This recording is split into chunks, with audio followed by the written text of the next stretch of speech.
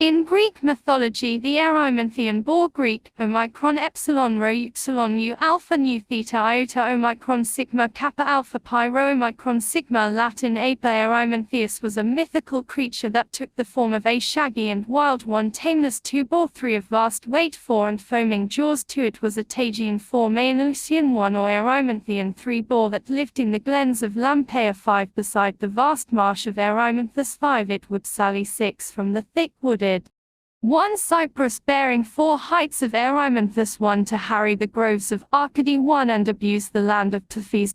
The fourth labour of Heracles was to bring the Erymanthian boar alive to Eurysthus in Mycenae 5. To capture the boar, Heracles first chased the boar with shout 6 and thereby rooted it from a certain thicket 6, and then drove the exhausted animal into deep snow 6. He then trapped it 6, bound it in chains 5 and lifted it, still breathing, from the dust 7, and returning with the boar on his left shoulder 7, staining his back with blood from the stricken wound 7. He cast it down in the entrance to the assembly of the Mycenaeans 5, thus completing his fourth labor.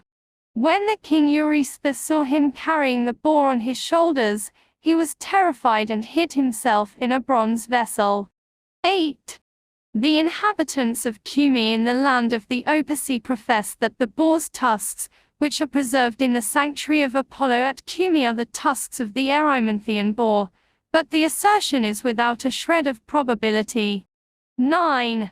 In the primitive highlands of Arcadia, where old practices lingered, the Erymanthian boar was a giant, fear-inspiring creature of the wilds that lived on Mount Erymanthos, a mountain that was apparently once sacred to the mistress of the animals, for in classical times it remained the haunt of Artemis. Homer, Odyssey v.105.